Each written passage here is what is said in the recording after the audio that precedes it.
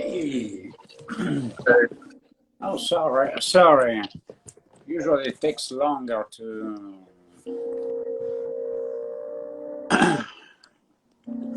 be into the video. I was still wearing my shirt. It's okay.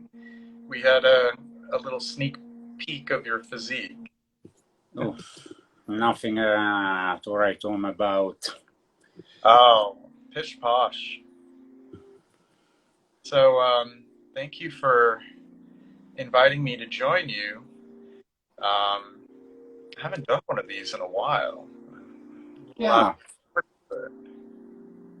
apart from apart from the streams on YouTube, so why we are not together on an Instagram stream. mm, mm. But the occasion was good, so let's do it. So you wanted to talk about two different fragrances, right? Yes, we both have received Eugene new fragrance, and he was so kind that he sent me also a sample of Chanel Le Lion, which I wanted to try. Mm-hmm. Mm-hmm. And so, do you know Le Lion? I do. I have Lily on here. Ah, okay, perfect.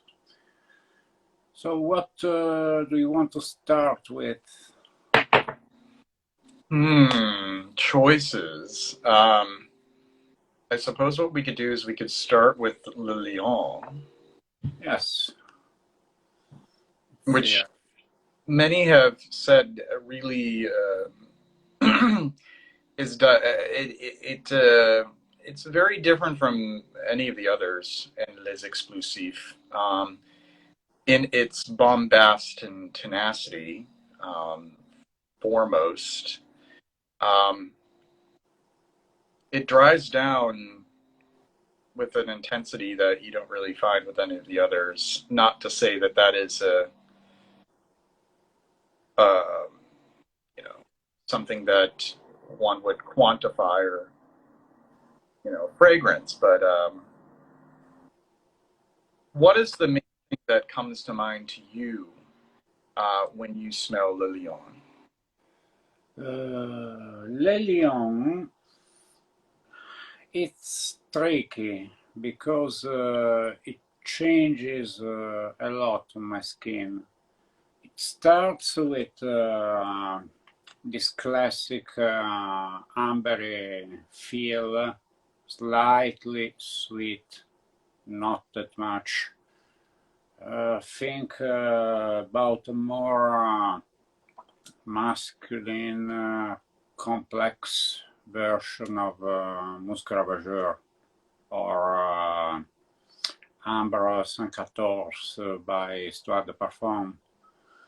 Mm-hmm. It's less old lady in a bakery kind of smell, but it's definitely in that ballpark. Then there's a strong smoky resinous note that comes in on my skin, at least. Mm-hmm. Becomes very smoky, dark, deep, and then it goes back to play the ambery fragrance in the vein of Musc Ravageur. Mm-hmm. But I think it's much better than Musc Ravageur. I'm inclined to agree. I can appreciate Musk Ravageur, but I think that it's a bit overrated for what it is in comparison to many other fragrances that fall into that category. I can readily name a few that come to mind that I feel resonate with me more so than Musk Ravageur. As far as a Bruxelles, I prefer actually Dans le Bras to Mont Ravageur, Yeah. which is funny because a lot of people are critical of Dans le Bras, and I love that one. Le Lion, I feel, is an improvement from that style for sure. Yeah. Um, It's more in the as far not as much as smell, but as quality, it's more comparable to Amber Loop by Rania J. mhm. And one I smelled in Essence from Maître Parfumier Gantier. It was Ambre Percier. Ah, Ambre Précieux. Yeah, yeah. Maybe. Yes, that they are noticeably less sweet than Masque Ravageur. Masque Ravageur is almost gourmand. I mean, it smells a lot like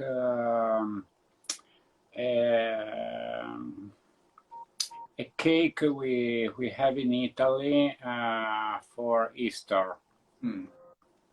It's a sweet cake with almonds, candied almonds on top, and candied sugar also. To me, that's exactly how Musc Ravageur smells, and I can't really imagine how it can be considered unisex, but okay. It's not something I would like to wear while I gladly wear Le Lion.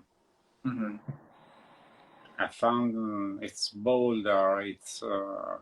For example, I've read watched reviews of Musc Ravageur that said that was animalic, that it smelled like sex.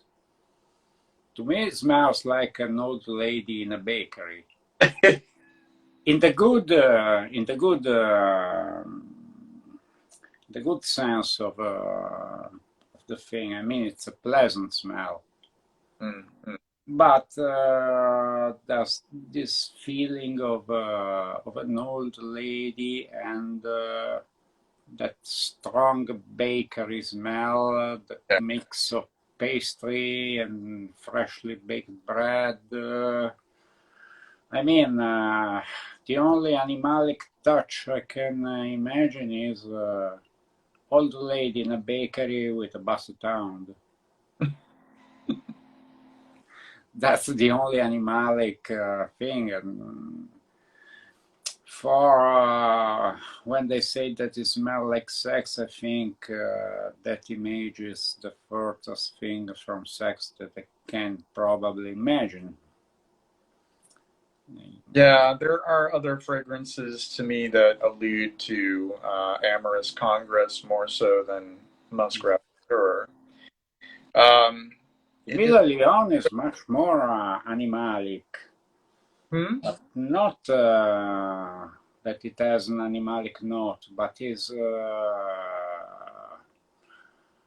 stronger, darker, more aggressive in a certain kind of way that Musc Ravageur.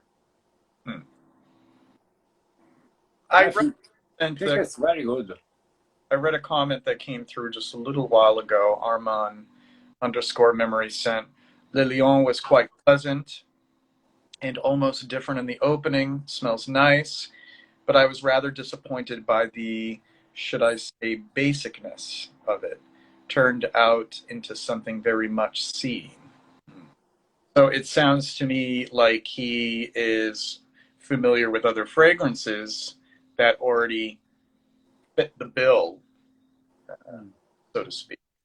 Yes, it's not extremely creative or extremely different from a classic amber fragrance, modern amber fragrance, like the ones we have spoken earlier. But I think it has a different vibe. It's not so smooth and sort of quiet, subdued fragrance. This is, I think, that smokiness gives it a little more oomph, a little more aggression. It's definitely bolder. Mm, mm. Well, I think it's an excellent study in the usage of labdanum. Yeah. Labdanum to a degree where it is a much larger percentage when accompanied by vanilla and benzoin. We have very little of that going on. It's very much a labdanum scent. Beautiful bergamot in the opening, though. I was noticing as I put it on. And another thing that I notice compared to the other amber fragrances, it is noticeably less powdery. Mm, mm. You The have powderiness contributes a lot to that softness, to that smoothness. This is a little sharper. it isn't necessarily powdery. That's for sure. It has a touch of powderiness, but Just a it's touch, but not. not as powdery as Muscat Ravageur or Ambre Saint-Quatorze, for example. Less sweet, less powdery, more concentration of the resinous and chewier aspects Yeah. of these materials. It's very high quality. You know, it didn't rewrite history. You know, I didn't really expect it to. You know, in all honesty, not many from Les Exclusifs do. They're just very well done compositions with really high materials. Yes, I think Les Exclusives are, I mean, Chanel has written history with something else, with their so-called designer scents. Shalimar, Mitsuko, Pour Monsieur, Anteus, Samsara, and many more. Les Exclusives are probably a sort of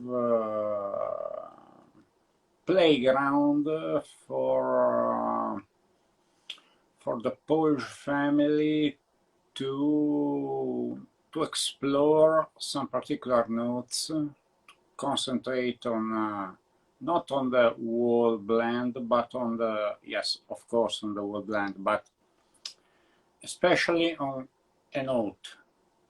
Mm-hmm, mm-hmm. For example, Sycamore is very heavy on the vetiver, Coromandel on the patchouli. Mm-hmm, mm-hmm. This is an amber.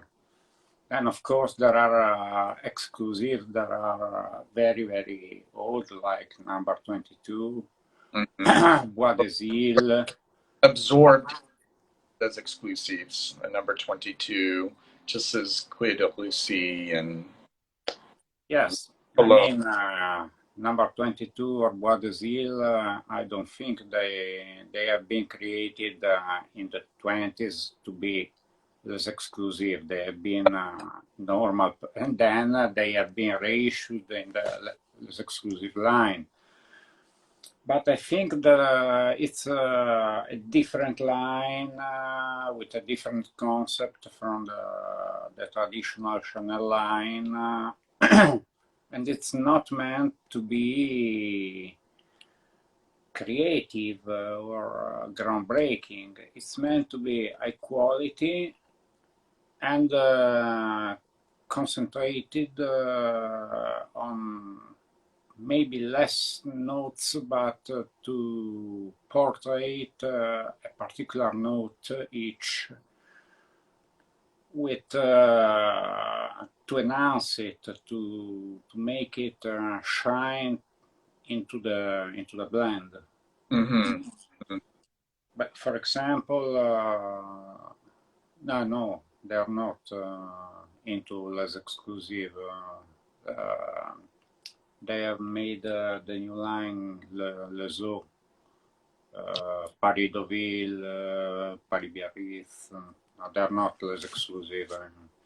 They are not very complex, very groundbreaking. Those as well. Mm-hmm. But I mean, I think Chanel needs to do something new, especially in the masculine side. We don't have anything new since Bleu Chanel, and that wasn't groundbreaking. Right. Yeah, I really appreciate Les Exclusives, including the classics that were absorbed into it, because it's the preservation of classic haute parfumerie. Yeah. With, extremely sophisticated, extremely well done, extremely upscale. But there's the integrity behind that. Yeah. I don't think that you necessarily find the same integrity through some other private collection or exclusive lines that would come from other designer houses. In some instances, yes. In other instances, I think that there's some great inconsistencies from what I've smelled from this line. It is consistent in those respects. Rudy just said, I respect Chanel for making Les Eaux at a cheaper bracket. Dior Privé made so many light BS releases at the same price. He is correct in that respect. I mean, what is that one? Cologne Blanche. Like, who on earth for something so gossamer is going to spend that kind of money? Like, I feel like it's insulting. Yeah. But also in the Les Exclusive, there are a couple of colognes that are really basic colognes. Yeah. Very high quality. There's Eau de Cologne and Boy, I think it's. Would we consider Boyd to be of a sort of more of a cologne quality? Yeah, I think a traditional kind of fresh cologne. Okay. Rudy says that the cologne is cheaper than the others. I think at least in comparatively to the Privé from Dior, I would sooner probably buy the Eau de Cologne looking at its price. And Boy is a big perfume, according to Rudy. And I still haven't smelled Boy, and I'm still convinced that if I did, it would be the death of me. I'm afraid of smelling more species. Yes, but at least we must. For now. But we must admit that among all the exclusive lines of the designers, Chanel Les Exclusive is the one that produced probably the most masterpieces. Yeah. I mean, Cuir de Russie is probably considered the best leather ever. Bois d'Azil, number 22. I mean, I don't think that Dior private collection has that many masterpieces. Once again, as much as I'm considered an authority on fragrance, I have not smelled too many from that line. No, neither do I. They're impossible to find. I Yeah. know that, according to some, I should have laid my nose on all of them 20 times over at this point, but I have not. But what I do know from enough knowledge from other people is that there's only a handful of all of them that really are standouts. And I have yet to experience any of them. I'm not in a rush. Honestly, I'm not in a rush to really smell too much of anything else. I have complete and utter, Mm. like, at this point. I'm just, Especially now that Kurjan took over as master perfumer at Dior, I have I'm even less in a hurry to smell them. I mean, the guy is talented for sure, but is a lot of hit or miss with me. mm, I, yeah, yeah. sincerely, I'm a little scared of what could do at Dior. I hope it doesn't touch, it doesn't put his hands in many fragrances that don't absolutely need to be touched, like Mm, Eau Sauvage, like Joule. yeah. They don't need his touch, Mm. his bucket of ethyl maltol. I fear that he would have the ability to sully up some of those classics with his approach. Uh, God, between him and Christian Provenzano, ugh. Christian Provenzano go on a tangent, but oh God.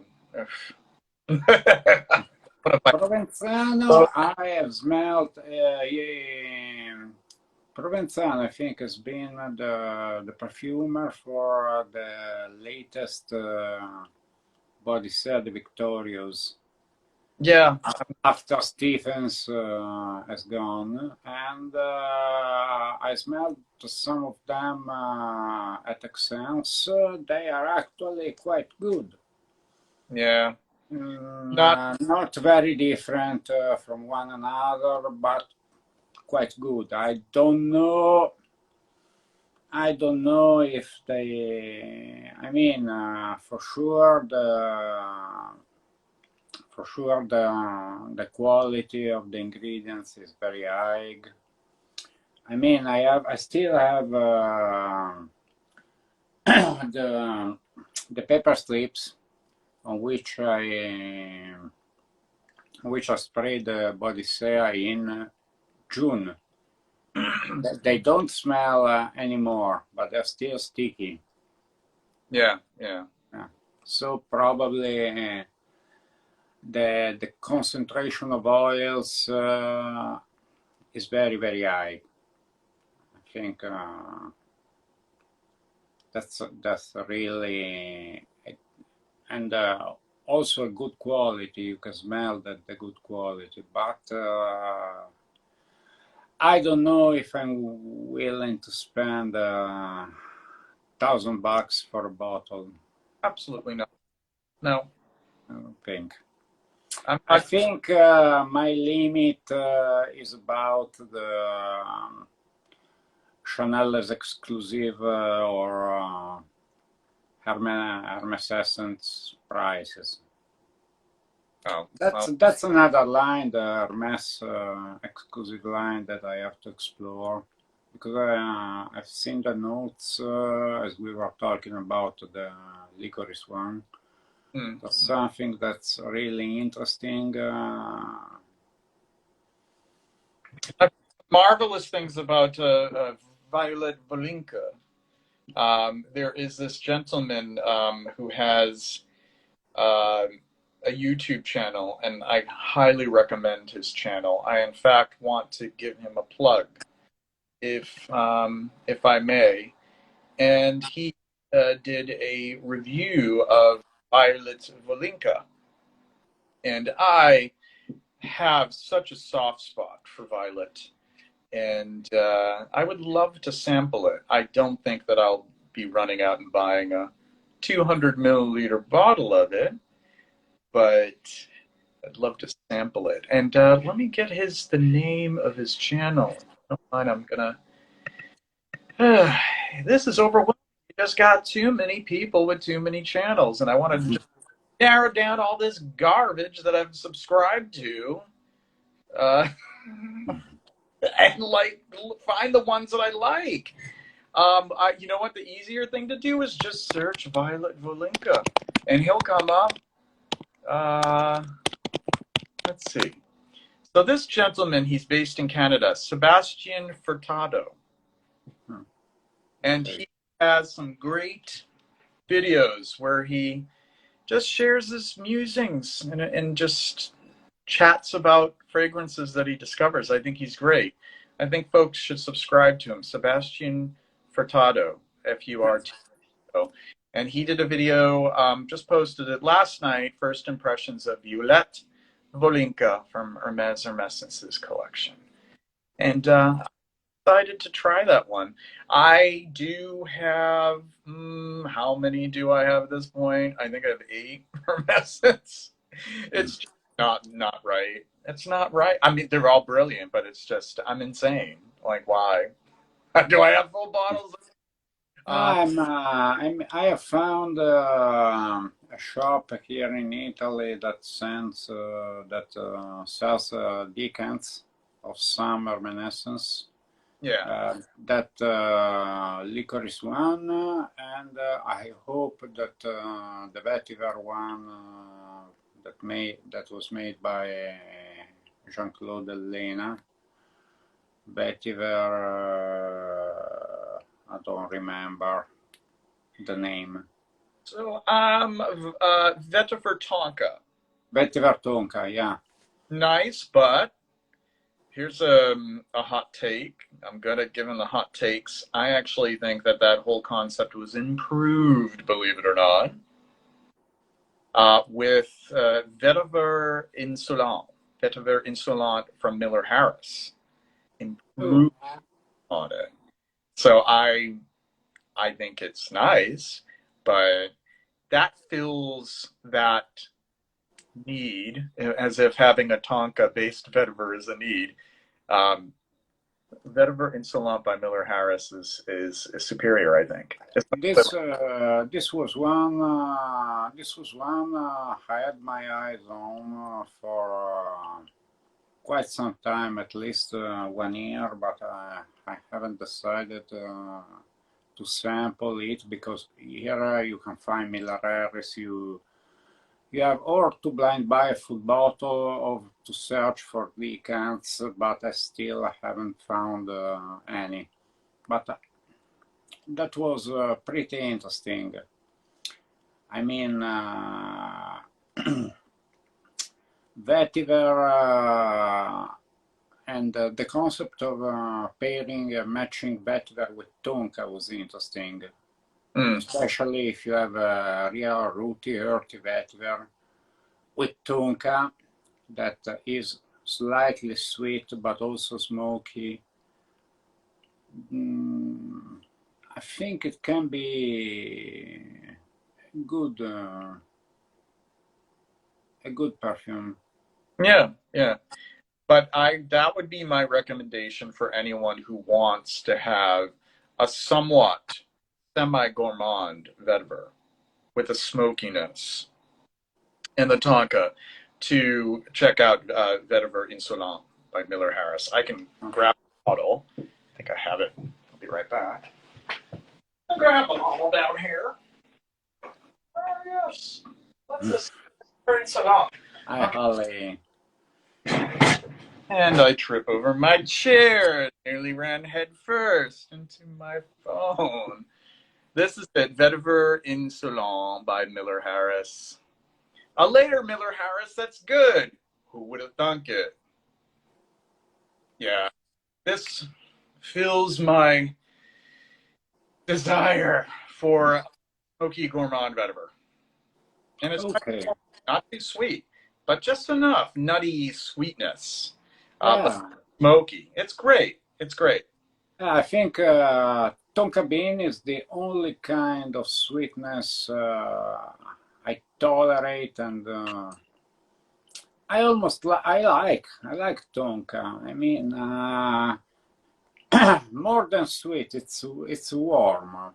Yeah. It's enveloping. It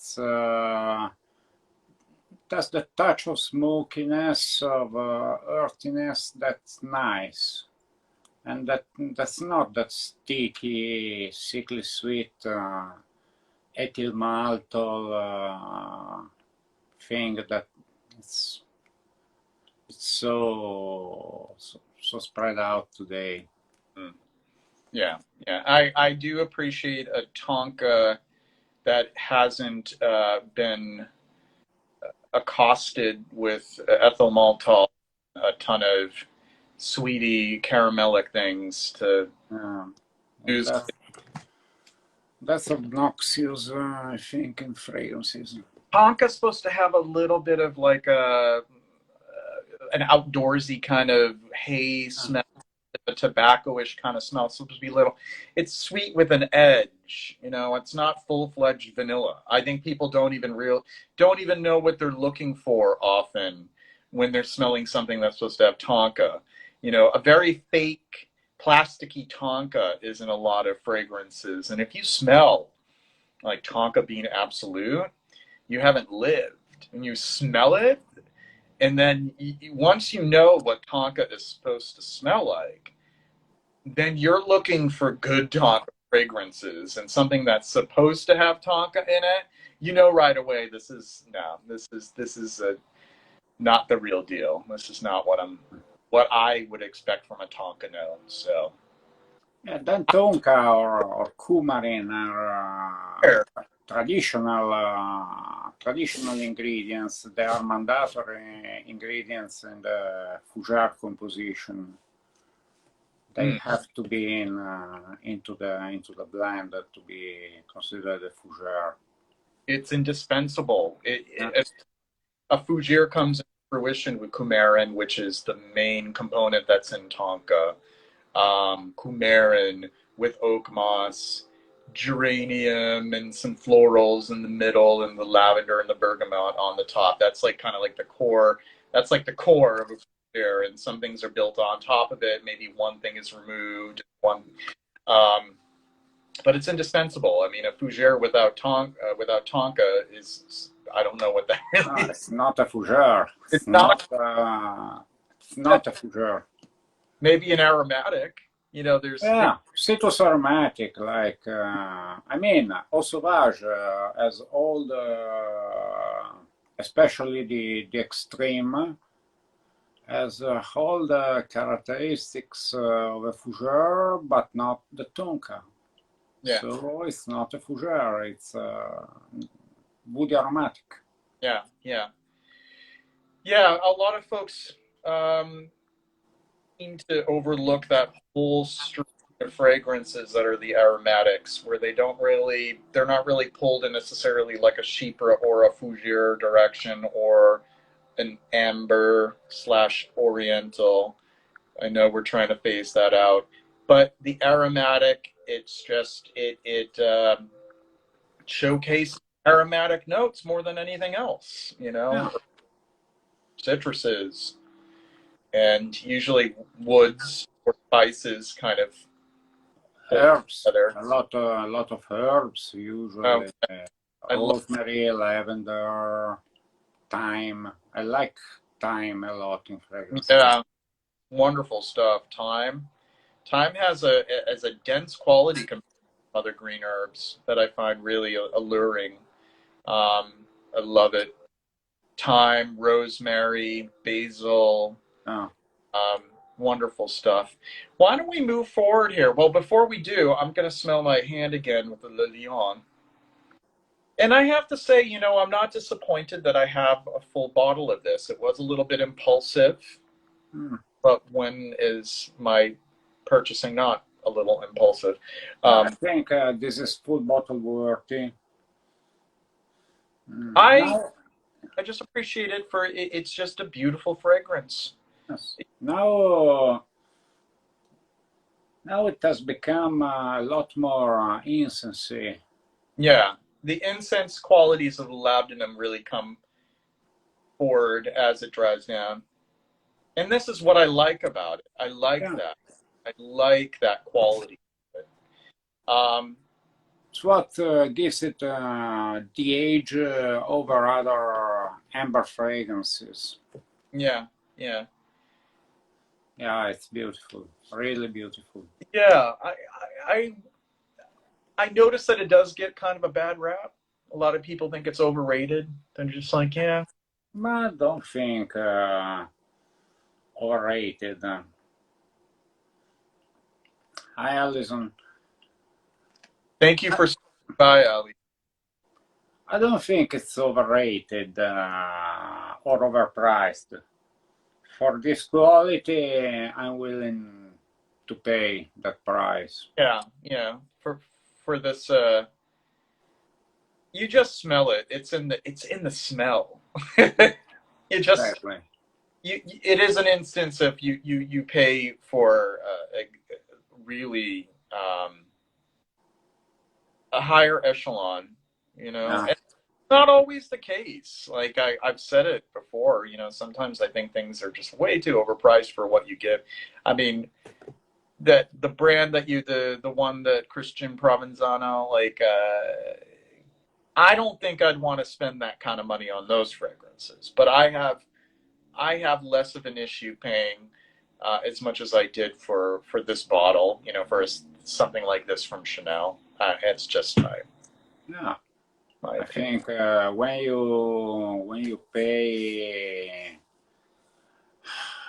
a maximum of 300, I think you have a fantastic range of fragrance to choose from. I mean, going over the $300 or euros mark, I don't know what you buy. Roja Dove, Bodysuit Victorious, but do they really deliver for what you pay them? Yeah, yeah.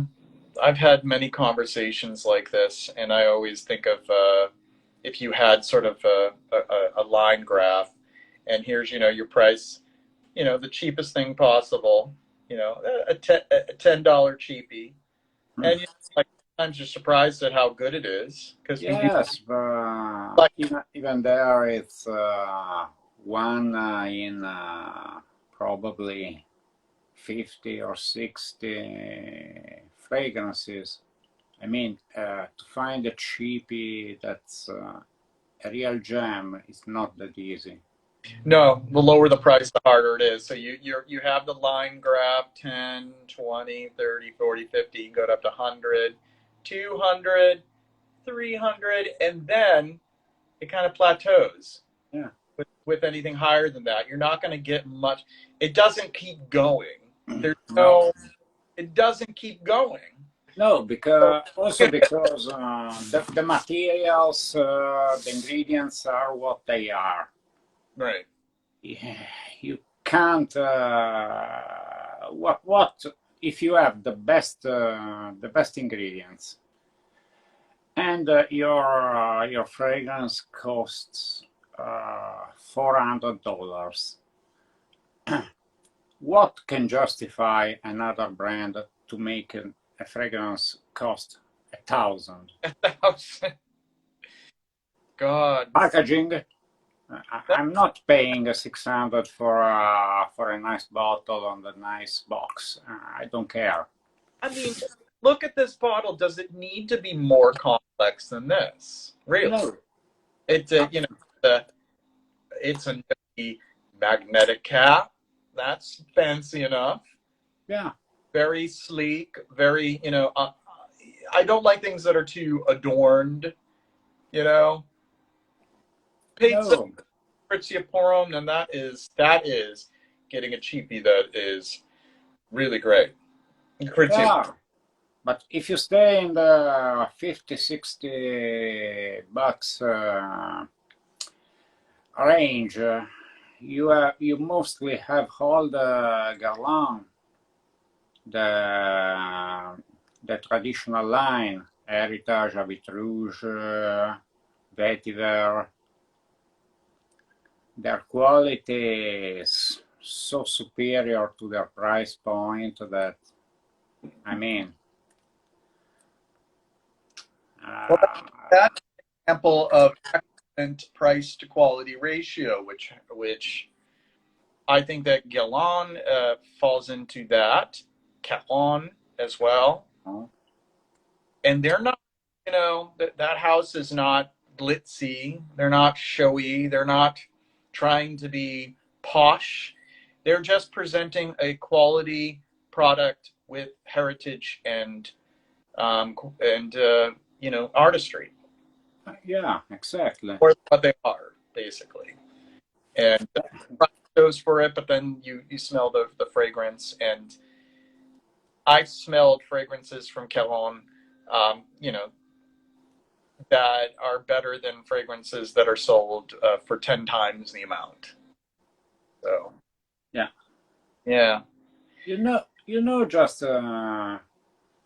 just now that I think of Le Lion, don't you get a slight Shalimar vibe? Hmm. Hmm. Yeah, I almost kind of think that there is some Apopanax and Labdanum. Yes, I mean, too easy because every Oriental ambery fragrance has been made after Shalimar owes something to Shalimar. Yeah, yeah. I think But it that's has something of Shalimar. yeah. And some folks say, well, why get that when you can just have Shalimar? Shalimar, um, I don't think that they're two alike, so that you feel like you're just getting a Shalimar No, it's uh, not. clone. I don't even want to say clone, obviously. I mean, Chanel's not cloning. Um, I don't think that they're too similar to really say that it's redundant if you were No, to. no, no, absolutely. Shalimar is not so smoky, so Not at incensed. all. Not as incensey either. No, no, there is. No, but There. it's the light. I mean, I have the Shalimar, I have the Eau de Toilette that has a light, fresh iris note. It's not too powdery. And and this is similar to Le Lion, not too powdery, ambery, but extremely well balanced. Mm-hmm. Also, that the incense note is not easy to balance. Incense can be extremely overwhelming, Mm-hmm. can cover everything. Yeah, yeah. It can be a little stifling for some people. Oh. An incense fragrance can be really challenging. Some people argue that they're not very versatile, although I love incense fragrances. Yes, Any concerns about versatility, but I can totally see the point of people who want that fragrance that they can wear anywhere for any occasion, and incenses are a little bit tough for that, I guess. this is versatile. You can wear it. Yeah. It's like a versatile kind of incense. Mm-hmm. Mm-hmm. Right. So, all in all, I think it's versatile. It's extremely well blended. Ingredients are top notch, as usual with Chanel. I think it's worth the price. I think it is. This is for a responsible fragrance consumer, which I'm an advocate for responsible fragrance consumption. To do as Alex has done and find yourself a sample, and don't blind buy Les Exclusive for the love of God. Sample it first and see what you think of it. Um, I was fortunate enough to sample it ahead of time, and I was really struck by it enough to get a full bottle. Sure. Yes, Um, definitely. This is something you have to sample before. It's not a fragrance for everybody. It's not the usual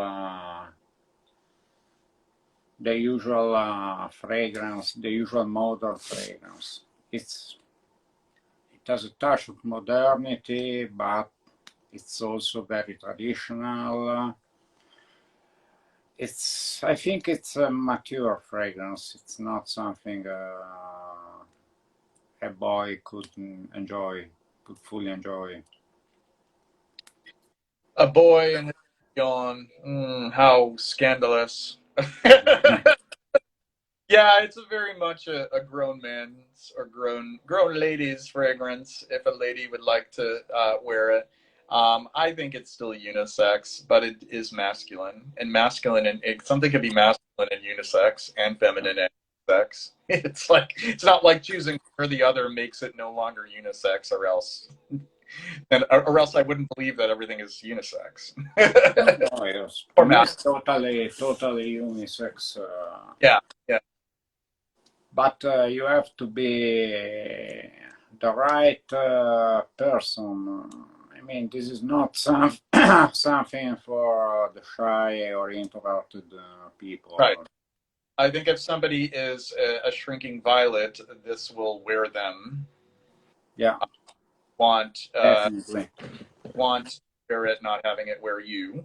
So somebody who's a bit more confident and comfortable in their own skin would warm up a lot better than somebody who wants something that's a little bit more fade into the wallpaper kind of scent, which there are plenty of those as well. Yeah. How about you say, Alex, that we move forward with the Les Absolues L'Adler Exquise? Exactly. Yeah, I'm going. I am sponsored by. Yes, I have it on this other end, and this is.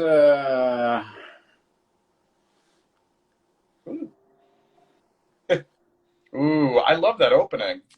Yeah. Love it. I mean,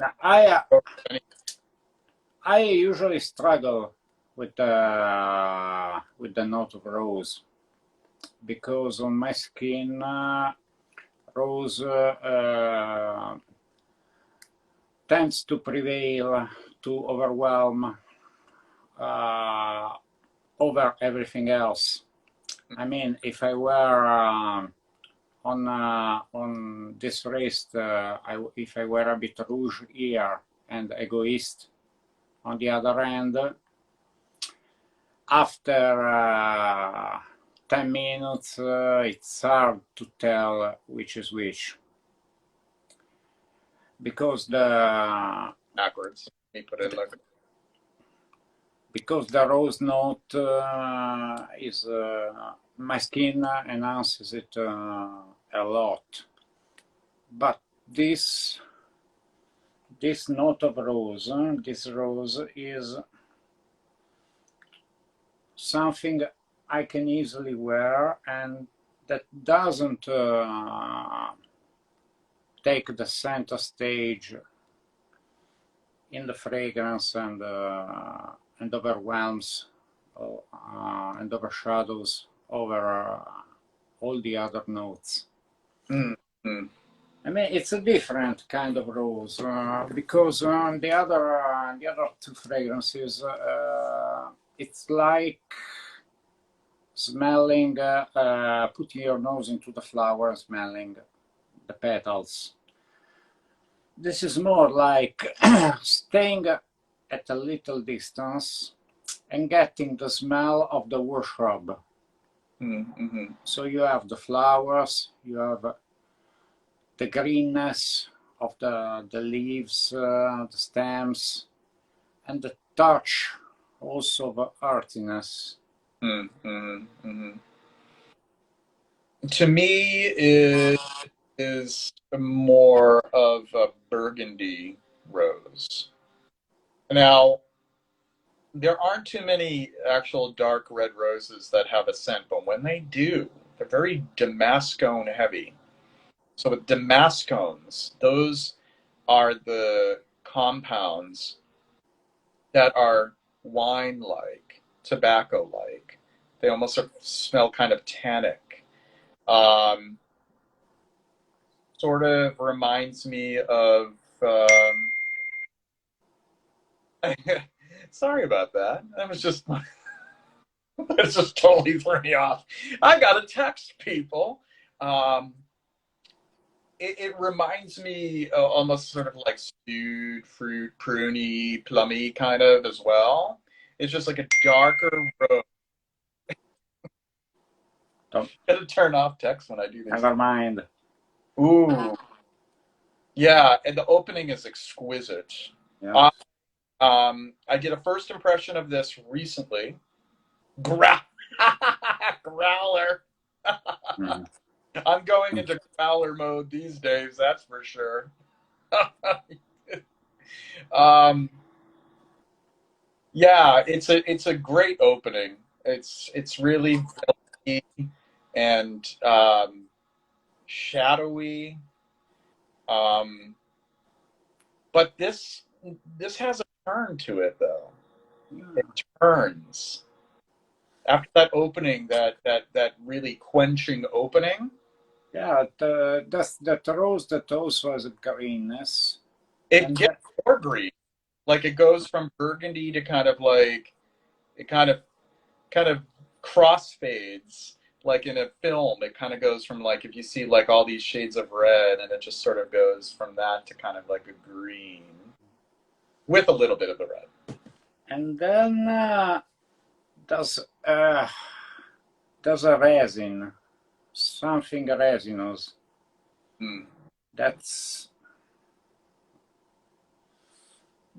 I don't know how to explain it. It's intense, but not offensive or overwhelming. Yeah, yeah. The whole impression I have,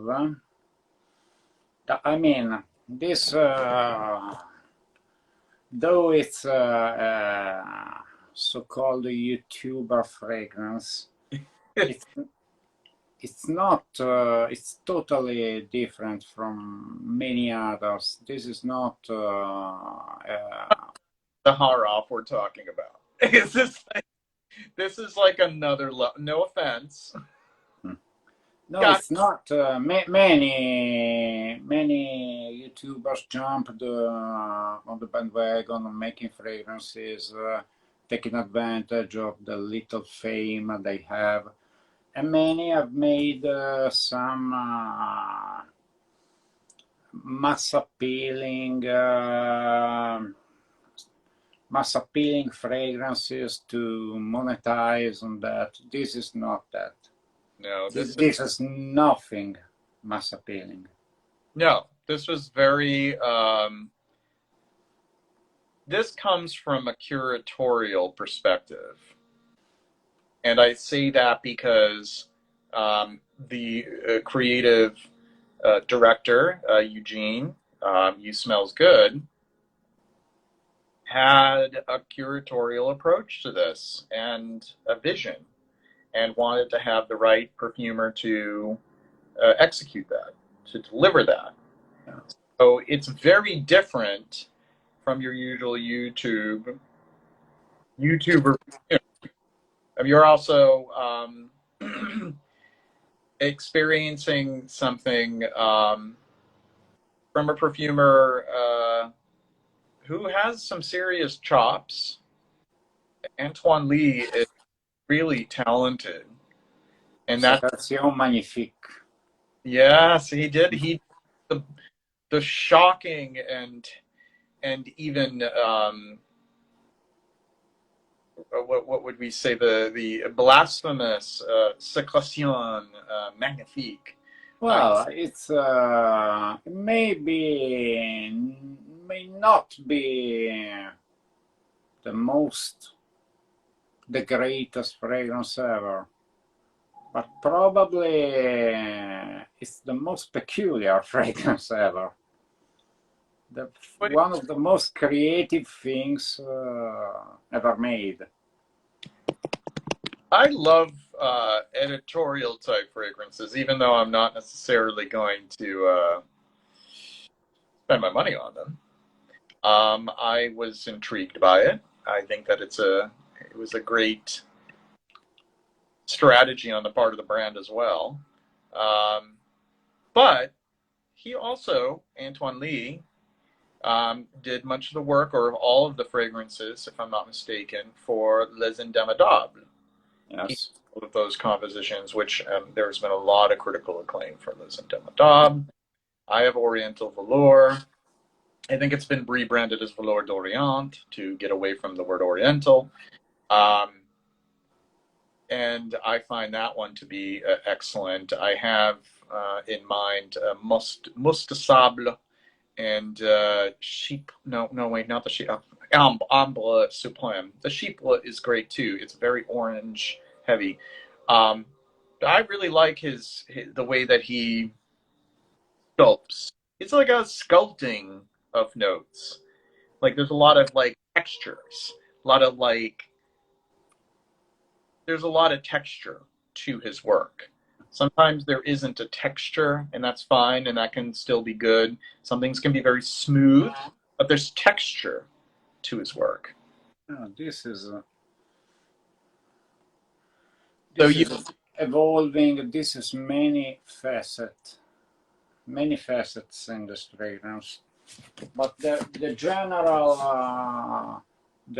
vibe is not at all mass appealing, crowd pleasing fragrance. Not at all. This is nothing uplifting, bright. no, This is gloomy. This is dark, which are not. Let's state it once and for all. That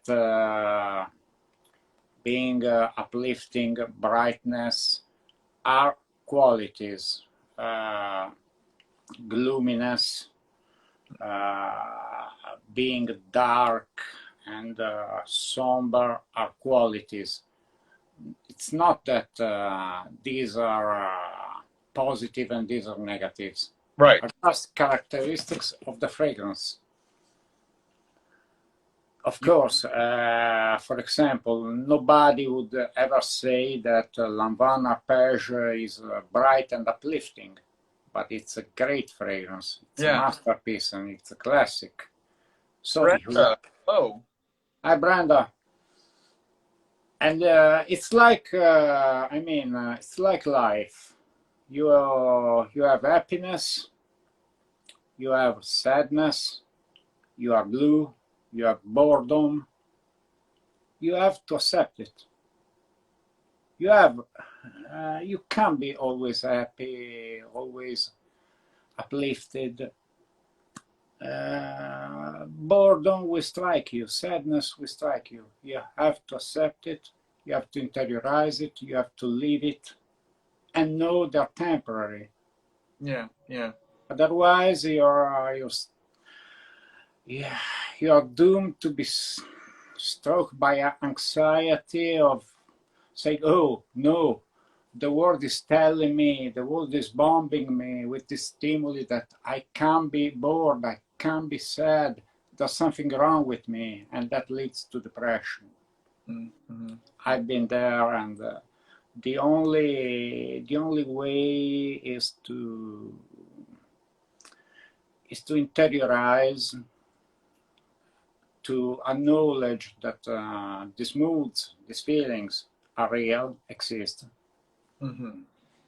And they are temporary, and I won't go as far as saying it that you have to fully enjoy them, but you get the point. You have to leave them and know they will pass. Nothing is forever. I mean, you won't be sad forever, you won't be happy forever. And the same is with fragrances. I mean, there are uplifting, bright fragrances, and there are more somber, gloomy fragrances, but they are both great. Mm-hmm. They both have their place, and this is one of the on the gloomy side. I mean, we know the story behind, so it's Mm. more a melancholic fragrance. Oh, I Not love. very sad, but melancholic, gloomy. The patchouli note is it's really interesting. I mean, it has slightly woody and green. It's not that medicinal or chocolatey patchouli. No, no, it's a very. This is a greener, leafier patchouli. It is. Hi, welcome. Hey, hi Dan. Sense here. Yeah, La douleur exquise, les abstraits. It's worth noting that a very prominent note is in this, and I love that it is in here in spades. We have the castoreum, yeah. and it just foreshadows, like right around now. I just sprayed mine on 15 minutes ago, and there's a foreshadowing of it. But further into the dry down, it really reveals itself. Yes, but I don't get that. I mean, it's not used like in Antaeus. I don't get any leather touch from this fragrance. It seems to interact with that greenness Yes. from the rose and patchouli. Like it sort of bringing out those qualities is sort of the synergy. Yes, it's. I mean, it has an animalic, slightly animalic touch, but I mean, it's like a clean, sweaty note. Mhm.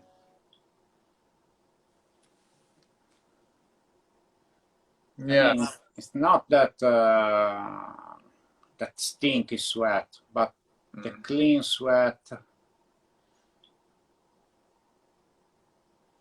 It's intriguing to me because Lilian on its own didn't seem particularly sweet, but then in comparison to this, Yes, sweetness is there. much sweeter. Isn't that interesting? Yeah. Not that Lilian in itself is terribly sweet, but just it's just the way our noses they work, where it's when you have something that's so devoid of any of those elements, then you go back like And oddly enough, since we had compared Le Lion to a Frederic Malle, we can also compare this one to a Frederic Malle. which one would it be? Portrait of a Lady? Probably yes. Yeah, yeah. I like this a lot more actually Yeah, than this Portrait is of. much more complex, Hmm.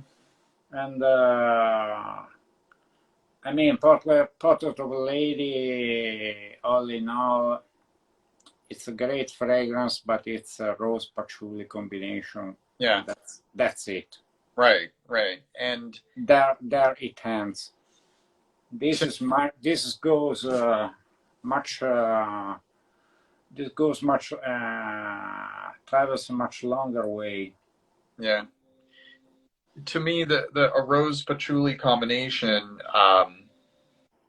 was already done. Like it was like my favorite rose patchouli combination, Velour de Roses from L'Artisan Parfumeur. I don't know that. That is a great combination of rose and patchouli. Um, But here it's not merely rose and patchouli at all. It's No.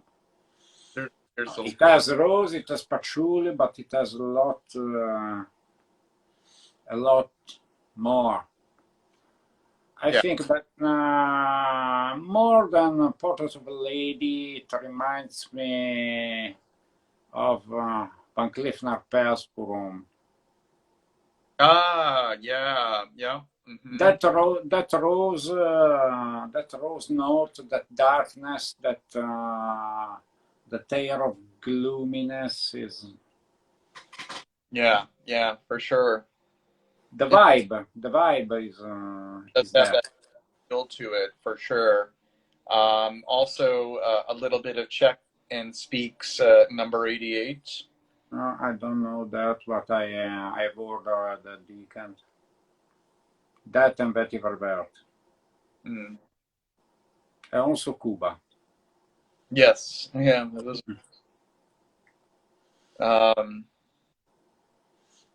oh, this is really beautiful. Yeah, it took some time for me to fully realize how much I appreciate it.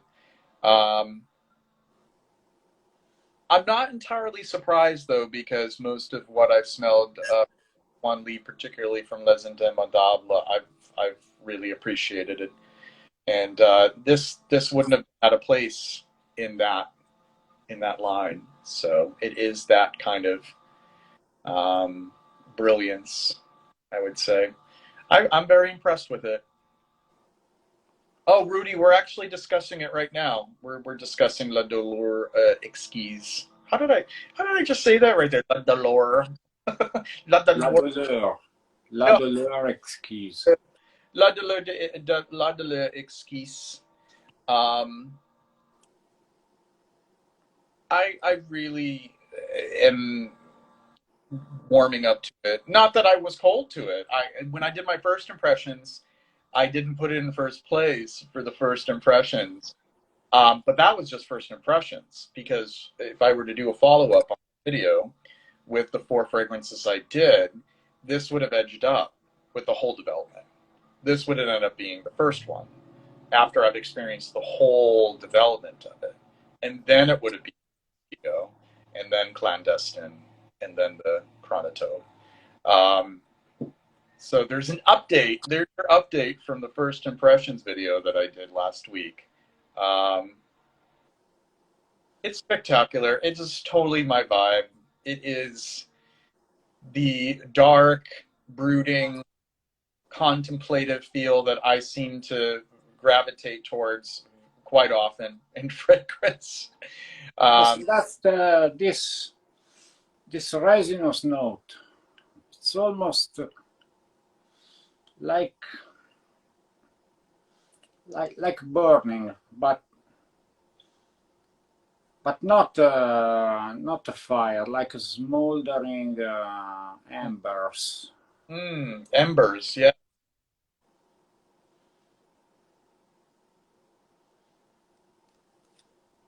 That's this. I think it's hard to Opoponax, I think. I think it's Opoponax, if I remember correctly, and gives this vibe of smoldering and gives us some warmth to the fragrance. And I love that current of green that still persists. This sort of it's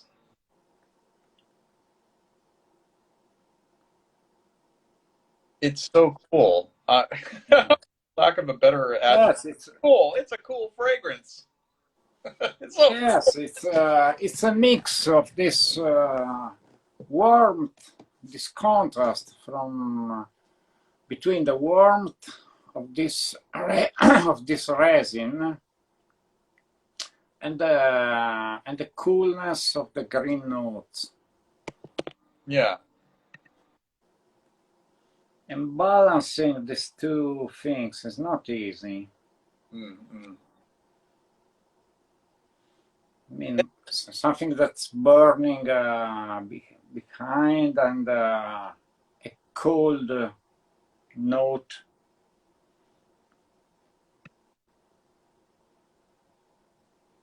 mean, it's, If I smell it that often, if I keep going for it, yeah, I'm responding favorably. yes, I mean, it's fantastic. It's a really fantastic fragrance, and knowing Eugene, I wouldn't expect anything less.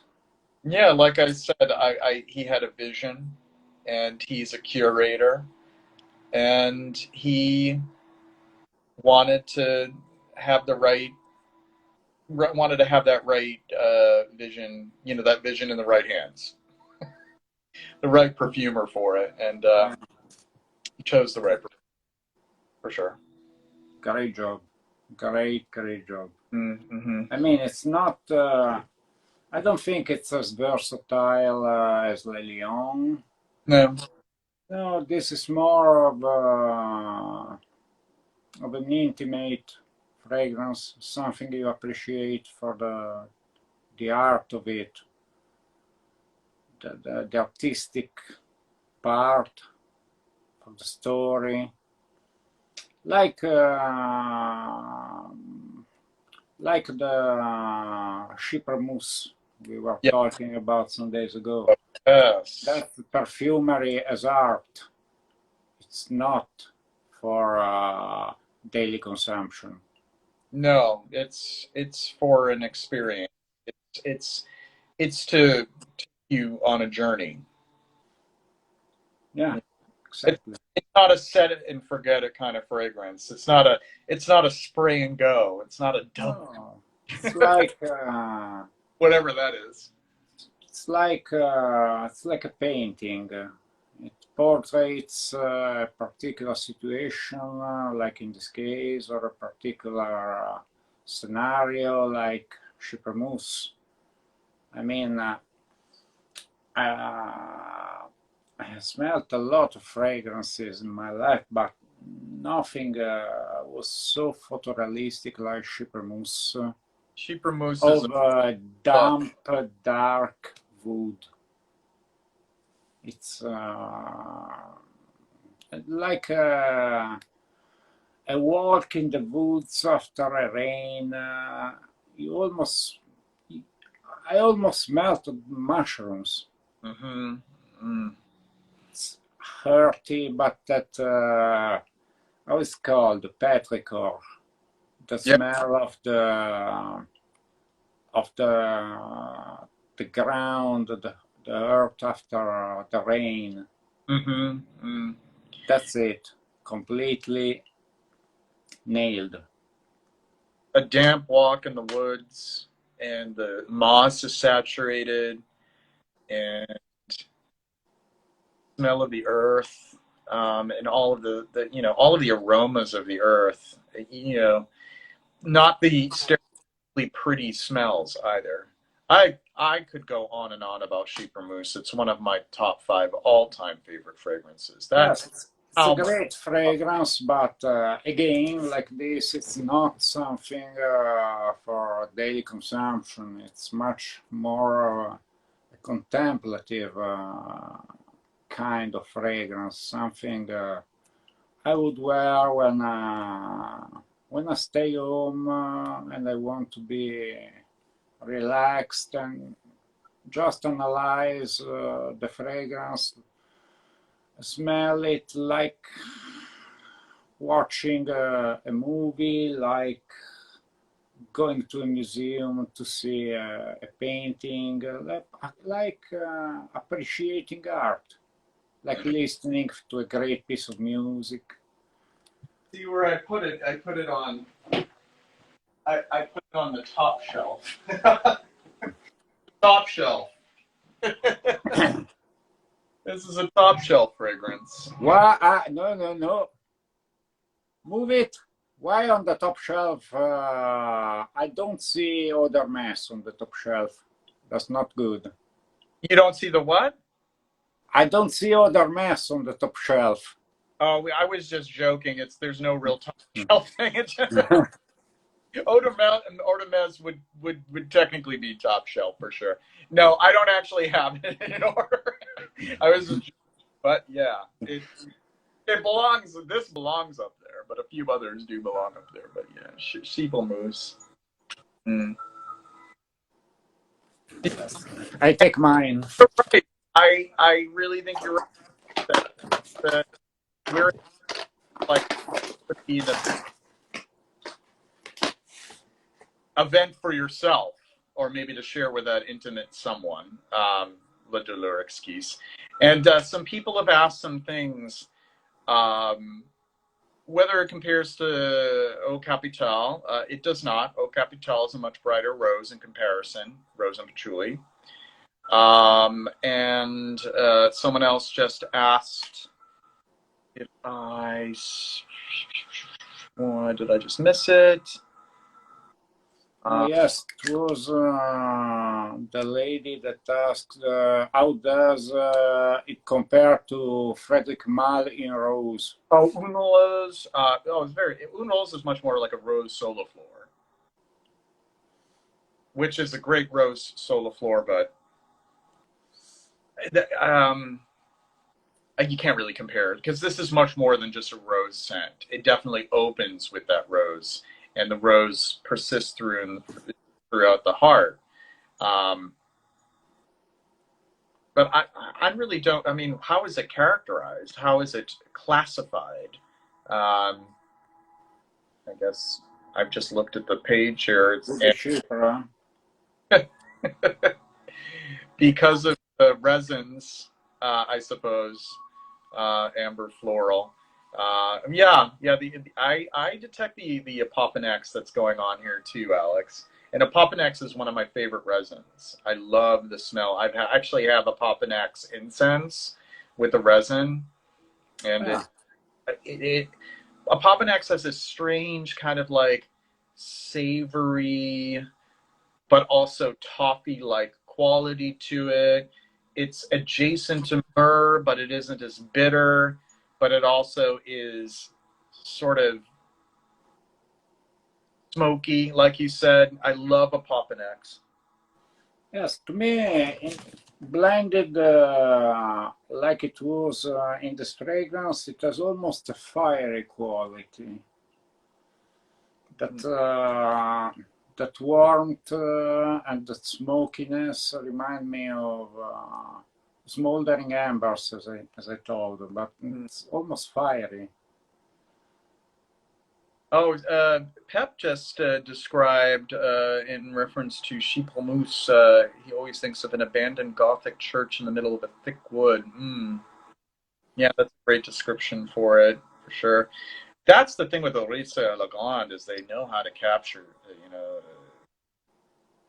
sort of enchanting scenes, whether it's Sheeplemousse or Relique d'Amour, which is my other favorite from the house. There was another I was interested in, but of course I don't remember the name. It's probably something with vetiver. Horizon? I don't remember. Just a second. Or am I confusing the name with something else?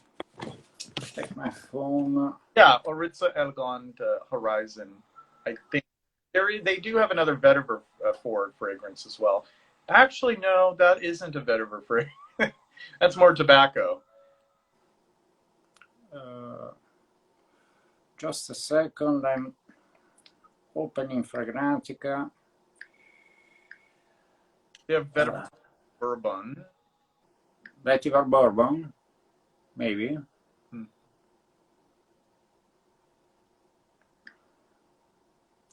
Let's see if I find something.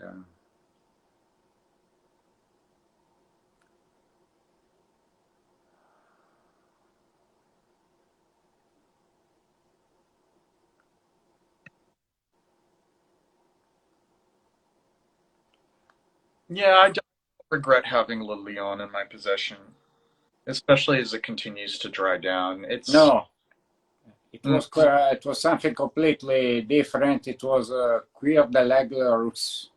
Ah, that's one that I haven't tried. it was one that seemed to be in my. Since I'm always looking for vetigers, I thought it was vetiver, but it was totally different thing.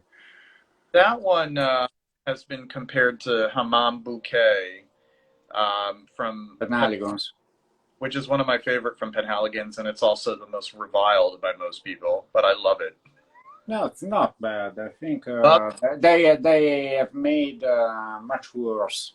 I mean, their most hyped one, Alfeti.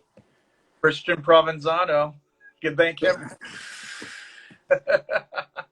No, Yeah, can't no, go. Alfeti is it's a ghastly fragrance. I mean, the cedar one is a little better, but I mean, it's not the true classy Penaligons. No, I no. love. I mean, Blenheim Bouquet was one of the first niche fragrances I bought. English Fern, it's another one. Hi, ipso facto, a good friend on the live streams. Thanks for joining us. Hi. Yeah, I love Blenheim Bouquet too. I love the piney dry down of that peppery. I love those like classics. I love the ones that just early 20th century Yeah, style. Those are great. I have a those, lot of those are, I thought that this one could be something in the vein of Cuir de Russie, maybe, but I think from the note breakdown it's something totally different, but totally interesting. Because it's lavender, coriander, absinthe, juniper, styrax, bergamot, geranium, May rose, Indonesian patchouli, styrax again, helichrysum, cardamom, benzoin, musk, labdanum, tonka, amber, vetiver, incense, and sandalwood. It seems that benzoin has been voted the most, which I can't say that I'd be disapproving of that. I love to have a lot of benzoin, but the note breakdown does sound very nice. Yeah. If for Killed My Mojo, Duro is the only Penhaligons you kept. Ooh. I love Duro, Eau de Portugal. I actually do have 10 Penhaligons. I laugh every time I mention how many of anything I have because I always think it's just insane. It's like, dang. Sartorial was good. Sartorial is good. A little show and tell of my Penhaligons. They're there. I can just look over Blenheim Bouquet, Hammam Bouquet, Duro, Sartorial, English Fern, Ostaro, gorgeous Narcissus, and Bertrand Duchefort. Unbelievable. He also did another great one, Vara, with Penhaligons. Let's see if I can think of the other ones. Let's see if I know my own collection. That's what happens when you spiral out of control and you have a collective. I have Lavandula.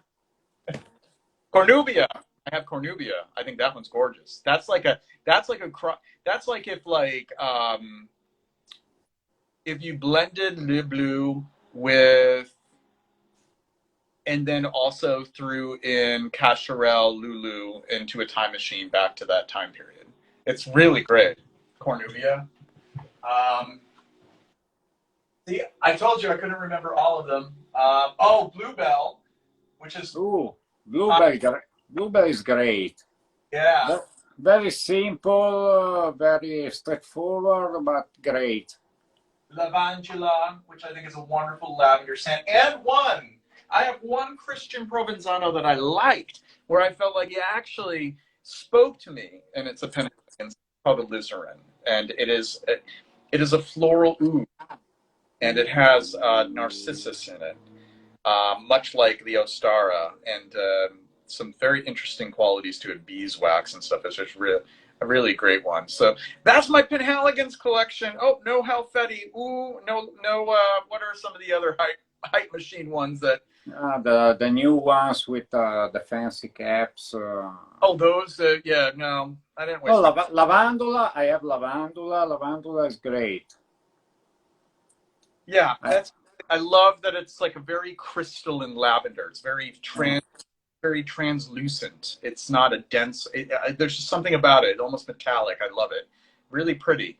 20 years ago, I was a lot into lavender. I wanted to try all the lavenders around. I still love lavender. More or less like I love vetiver. Those are my notes. Very traditional, very uninspiring, but that's me. Yeah. Oh, there was one Penhaligon's that I did sell, and it was the other Christian Provenzano that I had, which was sort of an impulse buy. It was Lebanchen. I just felt like it smelled too much like rubber gloves. It would have dried down. It smelled like rubber latex. There was something off about it when it dried down. I just couldn't handle it, so I sold it. Made $100 off of it. And no, another one I tried. I had a sample, and it was a fantastic scent made by Olivier Cresp. It was Juniper Sling. Yeah, that one's nice. It didn't last. It didn't last. It didn't last? Did they discontinue it? Oh, it just didn't last on the skin. Yeah, it's very... No, yeah, that's the only thing that kept me from buying it. And I don't have an issue with performance most of the time. Like, if it's like impressive in other aspects, I thought it was nice, but it didn't last. It wasn't like mind-blowing and it didn't last. It was just really nice, but didn't last. So I didn't go for it. Savoy Steam, yeah, Rudy. I just was smelling that up in Montreal at Etiquette, a store up there. It's very unique. I don't know if I'd go full bottle on it, but I found it really compelling in its concept. I think the Penhaligon's does it best when it's when they do traditional kind of British fragrances like Plain and Bouquet, Endymion, Rackets, Lavandula, English Fern, those very simple kind of colognes or fougères.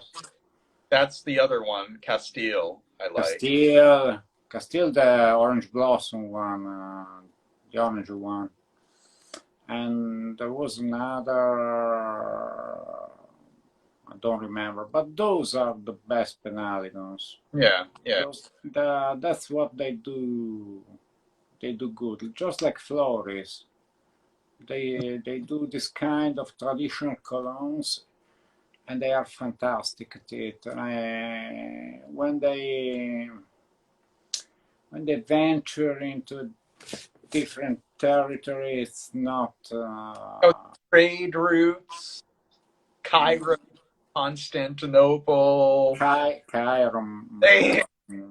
I don't know what's going on. No, when they try to do spicy ambery orientals, please don't. Alfeti, Cairo, those things are not good. The only twist, if we can call it a twist, that was good was Sartorial. Yeah. Well, I lied. I actually have another Christian Provenzano. I have two of them. I don't know why I forgot about this one, but LP number 9, which I think was a well done, spicy fragrance from him. So that's another one. So see, can't even keep track. Like what on earth? Like I can't even name off all of my Penhaligons. But I've been a fan. I started to lose interest once they started going into more trendy, mm, Middle Eastern inspired or exotic kind of directions that didn't really fit with their aesthetic. But I totally get what they were trying to do. I just don't think, that I agree with you. I think that is I don't think that was the best direction for them. No. But there are a lot. There are a lot of. Helfetti makes the brand a lot of money. Yeah, that's basically what allows people to still get things like Bluebell and Castile hammam bouquets because people are buying. Oh, another one that was great, but more feminine. Lily of the Valley. That was fantastic. It was a little too feminine for me to say that I need this Yeah. in my life, but I think it's a classic. Bluebell is a little bit more unisex, so I can pull down. No, Lily of the Valley was to me one of the best Lily of the Valley accords ever, together with, of course, Diorissimo. You can. I just received a decant of vintage Diorissimo, vintage Diorella, Nice. and also vintage Le Troisième Homme, so I can also do a comparison with my modern bottle. Still have that lined up, so I don't want to give away too much. I think a lot of people are already kind of aware of my thoughts on that one because I have an older bottle and a newer bottle of Le Troisième. There are a lot of other nice British brands, especially that came from like Trumper being a barber, Yeah. or like D.R. Harris being a pharmacy, Yeah. or Second Speak. They are great at doing what an English cologne or fougere is supposed to be. Yeah. Yeah. That's they are among the best around. I mean, if you smell something from D.R. Harris, I don't know if you are familiar with the brand. But for example, Arlington is a great fragrance. Their lavender is great.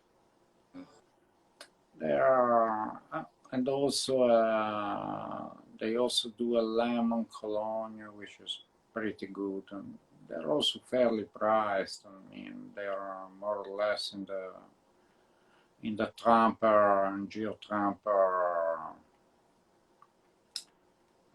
price range. Well, we would be remiss without mentioning Creed as one of the best British brands, right? Creed is actually French. No, I know. No, I just saw Rudy's. Yeah, I have a few from. I have a few from Trumper as well. I love the Wild Fern. This yeah. is a great fougere, classic fougere. The early day. This is more what Fougere Royale smelled like back then. Wild Fern. Milk of Flowers. This is really clove heavy. It is milky too, in a cool way. And Eucharis, talking about dark kind of gothic brooding scent. I also have Ajaccio Violets. That's one of my favorite violet scents. So I really like Trumper, and they're good price point. Ugh. Sorry. My phone fell down. Okay. I'm back. And yes, I was in Montreal last week. I knew about Etiquette already. I visited last time I was there in 2019, and I went back, and I got well acquainted with one of the owners there, and he was ever so generous with his samples. He had given me 8 and put all this time and effort into spraying them into vials. And I had a very, very good time there. I did buy a couple of things, not perfumes, but personal care, because they all have health and beauty. Yes, I've seen the story with when you were into the shop. Oh yeah, the stories I had. Yeah. Yes, but I received instead of Montreal, I received I take the samples I received from Toronto.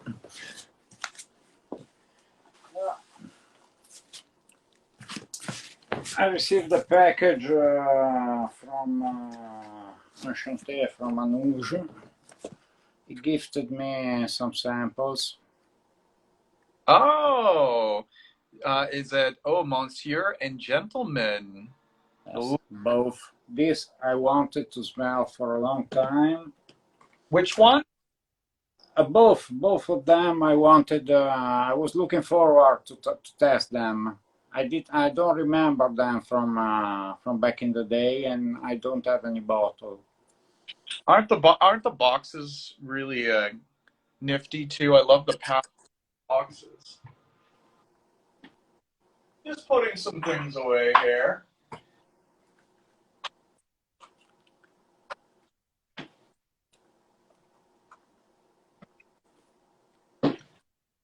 I'm a fan of both. This is one of my favorite classic Yeah, records. Mirrored, that is. You the can see, smell from the sample is fantastic. and then I have this '90s bottle of Monsieur de Givenchy. A rare opportunity, a really lovely top notes that are still held together. Um, you actually tend to have better luck with the top notes being held together in a little bottle because it's less likely to have oxygen in them. So the samples can kind of really be a good thing to have. But yeah, I love both of these. Carnation is great in this for sure. Monsieur is still available. They have made it in the new line. Yeah. I I've heard different things about how well it holds up. I don't know if they're true or not. I never smelled the more recent. So I have Xerius in both versions, and they are really similar. I have both the old and the new one. They are really similar, so I'm positive. I have also Vetiver by Givenchy in the newer version. Mm. So I'm pretty positive that also Monsieur will be good, at least. Yeah. Then I received Covery Purom. This is a vintage because you can tell from this is a sample, but you can tell it is a vintage because they don't make samples like this anymore. Yeah. Yeah. They don't really samples that look like mini bottles these days. They don't put that kind of effort in nowadays. This is why you love. Yes, I do like that one a lot. It's so unique. And this I love Borsalino. Oh, that's great leather. Right. This I remember was a great leather. Yeah. Great Italian leather. Nobody's talking about it. This was I think the Italian answer to Caractère. I can see that. Molto smalto. Molto smalto. This I never knew anything about this. Yeah. I only really knew about Smalto. Francesco Smalto. Yeah, Francesco Smalto. Yeah. Arrogance pour femme. Rudy. Anuja's Bass Casanova 2 minis around like a hooker, and everyone ends up loving it. One of my fragrances of the heart. Yeah, the Azzaro Poro. Yeah. Azzaro. I asked if he had a vintage bottle, a vintage full bottle, but no, nothing available. Do you like Azzaro Actor? No, Acteur was the rose one. Yeah, yeah. Oh, I remember it. See, I didn't like it back then. I wasn't into. Oh, that's true because you're a little fussy about rose, which yeah. Yes, but I smelled it when I was very young, and I wasn't into those floral fragrances. I wasn't into rose. Rudy's fussy about honey. Pavarotti is the worst honey fragrance ever. Even as the time with the Givenchy Gentleman. Givenchy! Where did that come from? Givenchy Gentleman. Yeah, I even sold my Pavarotti. I just felt like it was just like a little too much of that vibe for me. And I like honey notes, but it just was kind of like, yeah, I don't really know if I have a need for this. I just, you know, I just went with the hype, and I was like, okay, I got to have this. Everybody's talking about how great it is, and I got it, and I wore it a couple times, and I never really felt fulfilled in my wearing experience, so I eventually sold a bottle. To me, the best honey fragrance is a relatively modern one. It's L'Envol de Cartier. À l'envol, yeah. It's wonderful, the unsung hero of La Maison Cartier. I mean, they're all speaking about Declaration, about Pasha. Nobody speaks about L'Envol, which is the best of the bunch. Yeah, yeah. Another one, this is one you should get. What is that I see there? Oh, Cristal. Oh, he gave me a sample of that as well. It's great. It is. But I'll tell you something. I'm happy I have a sample of it.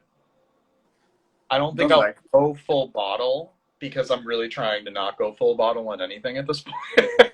But I'm glad I have a sample. But you know, there's the fragrance Molyneux Quartz that I have that's similar, and I love that. So if I need that fix, that's there for me. I like quartz as well.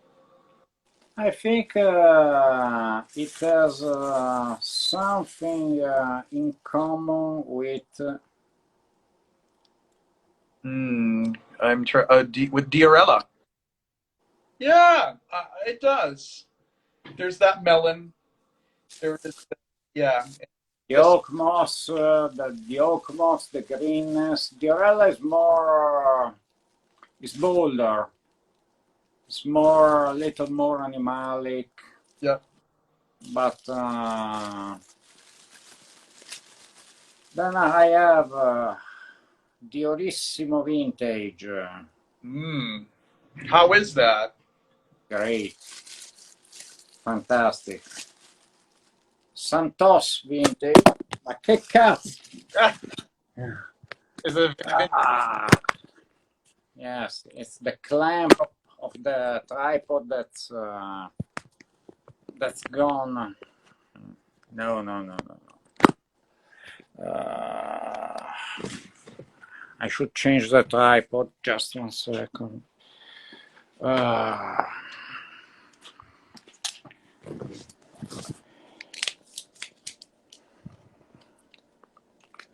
Thank God I have another one.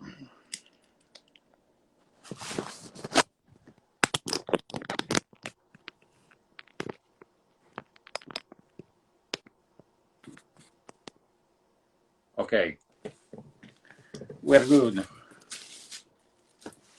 I say Santos, then Sandalwood by Elizabeth Arden.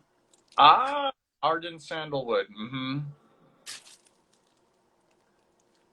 Giacomo de Giacomo Vintage. And Le Troisième Homme Vintage.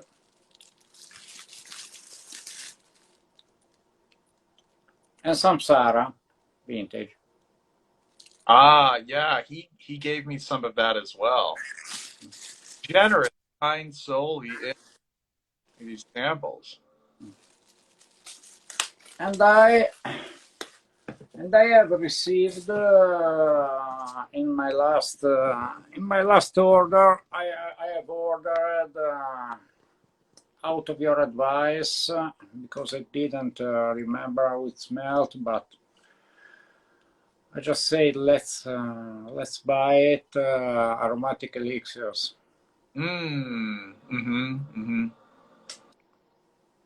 Great, really great.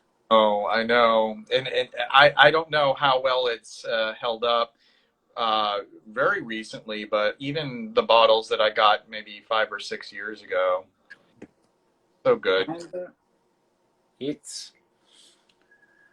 something of aromatic elixirs is into Le Douleur Exquise, I think. Yeah, yeah, yeah. Mm-hmm. Probably the green kind of rosy note.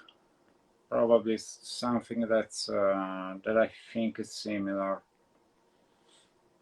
Yeah, yeah. I think that's where where they have things in common is with that.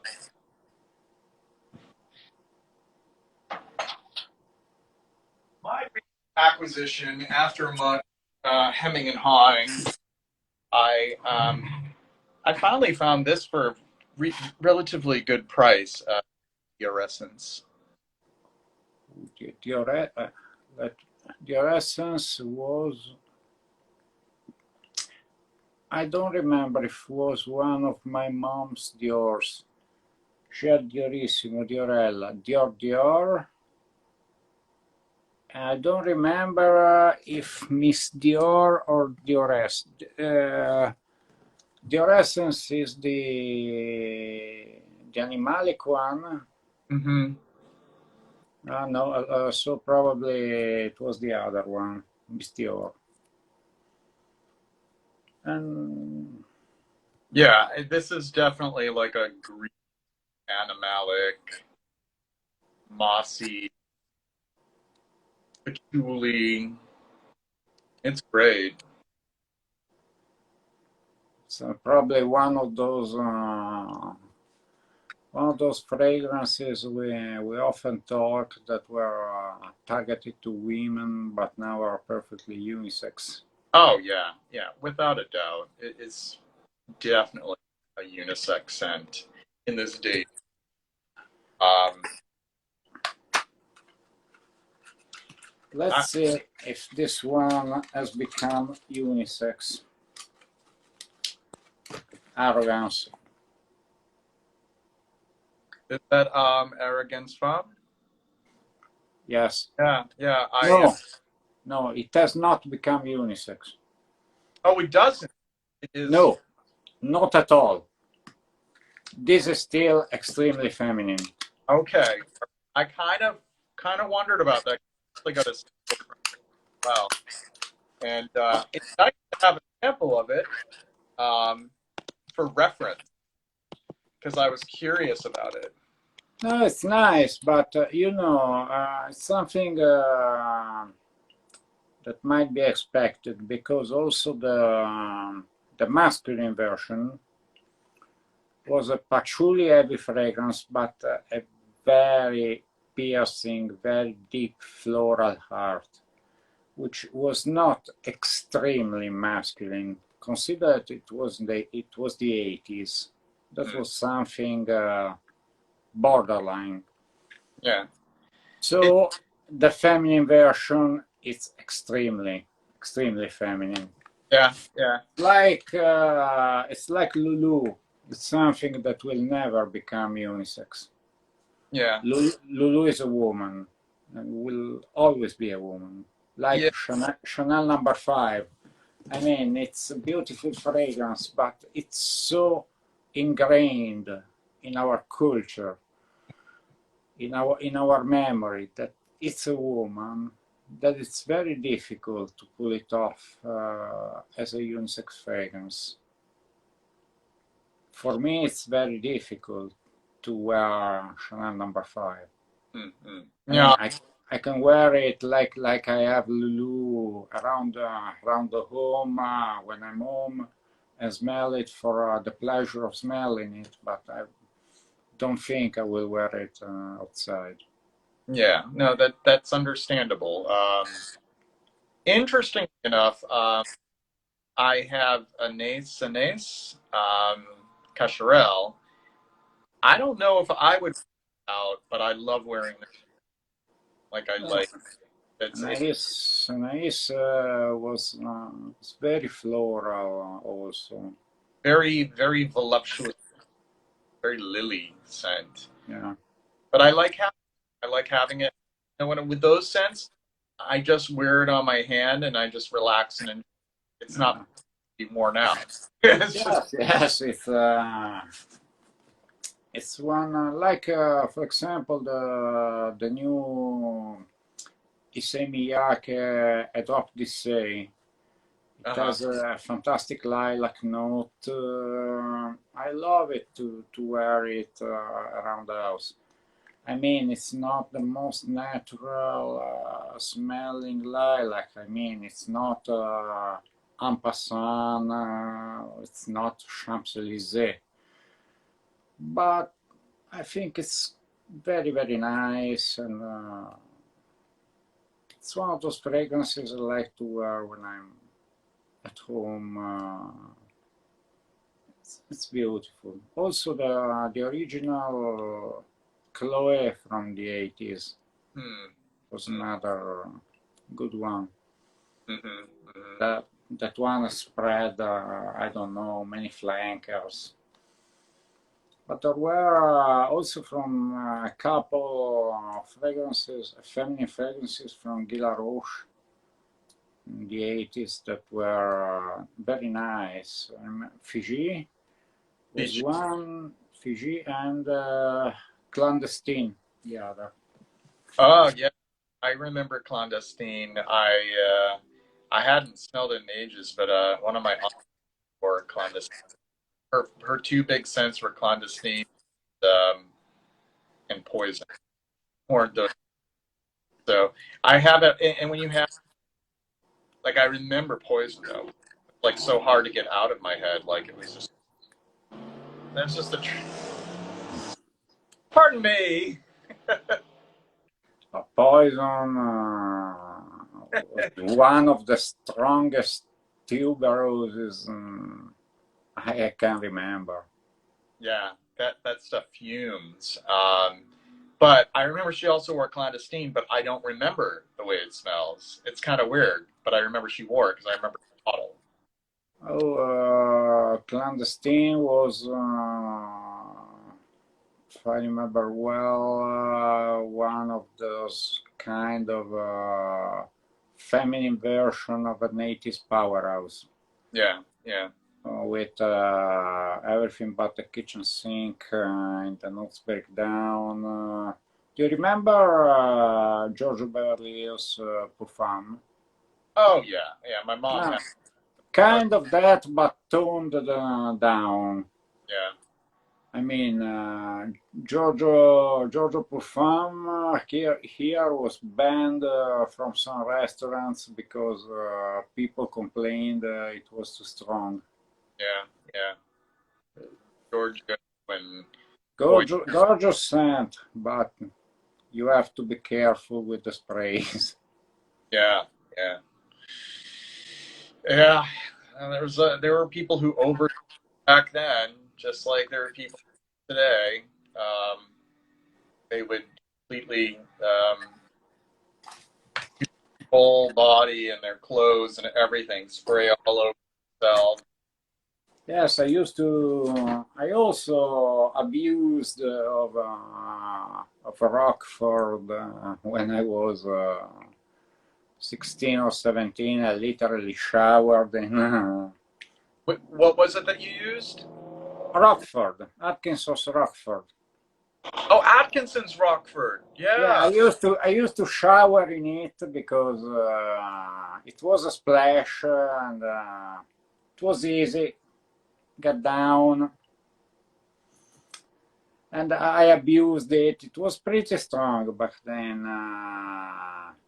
Now I have a small bottle, but it's not. Or I remember, or I don't remember it clearly. But now it seems a lot lighter.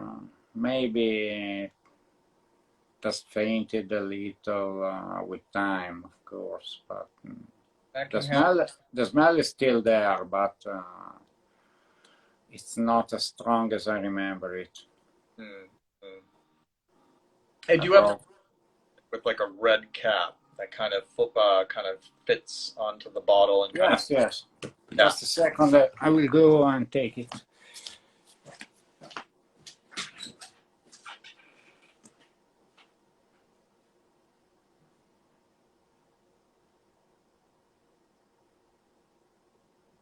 Alex now retrieving his bottle of Atkinson's Rockford. Okay, this is the Yeah, that's exactly what I have as well. and this is the bottom. Yep. Same. Yeah, I have that same bottle. Yeah. Yeah. But it's not. The smell is exactly that, but it's not as strong as I remember it. And Mm. by the way, this is an eau de toilette. I remember I was using the aftershaves because I was a student and the aftershave was less expensive. Hi, Margie. Hi, Margie. We've been on for about 2 hours now. We started with a discussion of Le Lion, and then we moved on to Le Douleur. We've also had a hodge of topics that we've been discussing, everything from scents from Penhaligon's, um, chatting about this, that, and the other thing, doing a little bit of show and tell. There goes my chat. There goes my text again. It's funny. I never get texts when I'm not on a live. But I get when I go live. Um, you Oh, can certainly still have I it our. just use this phone, this iPhone is just for Instagram and YouTube, so nobody has the number. I can't get any message, any WhatsApp or line or any other message. I have other phones for that, but Yeah, yeah. I this sometimes is completely dedicated to the social. I kind of wish sometimes I had like an iPad that I would use. That I could use because I know iPad is a good. It's good because there's more screen space. You know, a little bit easier having an iPhone to do this sort of stuff. Um, but yeah, we've discussed a bunch of different things. And Margie, we will have this archived. I'll have it archived on my Instagram, and Alex will have it on the page as well. And you won't have any issues with that, Alex, would you? Would you be able to get the video from me, or how do you even do that? I don't even know how you use. No, there are apps that are called downloaders for Instagram, and you can download through the app any video from every page. Hmm. So if this live also appears on my page, I download directly from there. Otherwise, I download it from your page. There's no problem. Okay, so you that even retrieving it from my page after it's archived. Yes, yes, I can download it from your page on my phone and then upload it on YouTube. Great, great. Well, we can round off the evening. Um, Yeah, because I also have to wake up relatively early tomorrow because I'm leaving for holidays for 4 days. And I think what are you doing? I'm messing around with some filters, seeing if there's anything fun. Ooh. I look like I'm, you know, it's like an 80s game show where they show each of the contestants. And next we have, you know, from Minneapolis, Minnesota, we have John Hennington. He is a plumber. Uh, there's all, ooh, I like, No, the fairy powder. yes. Oh, oh no, I'm disintegrating. Holy Moses. Ooh, okay. All right, enough of this funny business. Okay, we'll take this off. Oh, now I understand because so many girls are so beautiful on Instagram. Well, this That's what they're using. yeah. Well, this has been fun. I think 2 hours is a good run. Our verdict was is that Lilian is a brilliant fragrance. Of Yeah. course, break any entirely new ground, but it was a very well executed, and I'm smelling it. I think the dry down is just marvelous.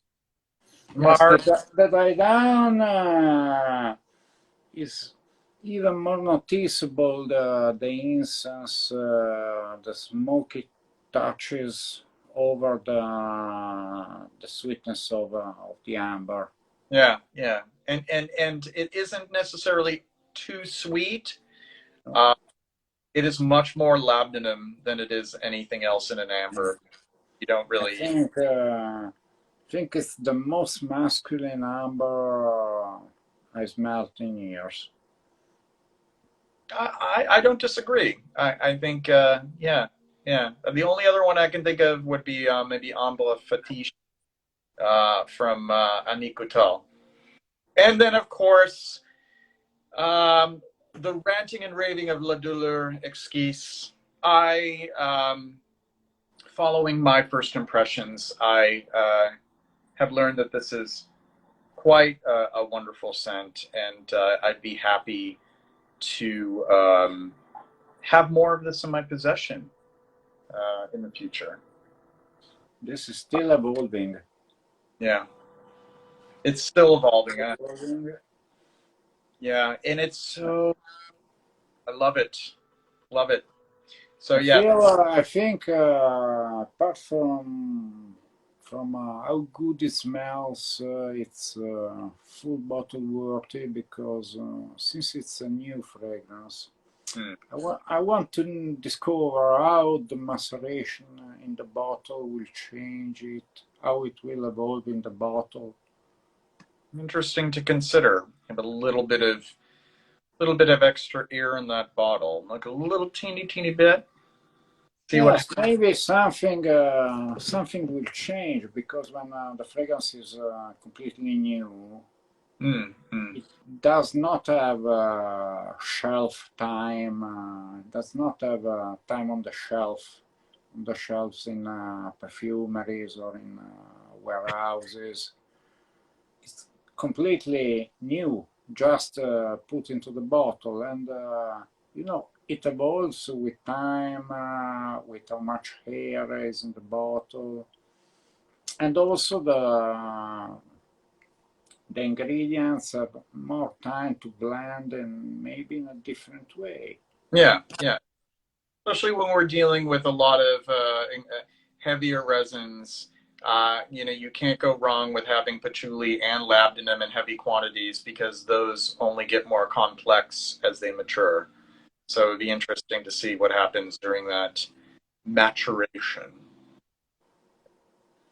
Very to see what happens. So this, yeah, knocked it out of the park with La Douleur Exquise. I will be doing an assessment of what I consider to be the best releases that I familiarized myself with in 2022 at the end of the year. But I'm sure that this will be among them. Yes, for sure, it's one of the best fragrances I smelled this year so far. Absolutely. It's extremely complex, extremely evolving. It's always changing. Hmm. It's so multifaceted. It's extremely interesting. Agreed. I Agreed. think I want also to try in different occasions, maybe when now it's still very hot here in Italy. I want to wait for the temperatures to fall a little bit to more autumn-like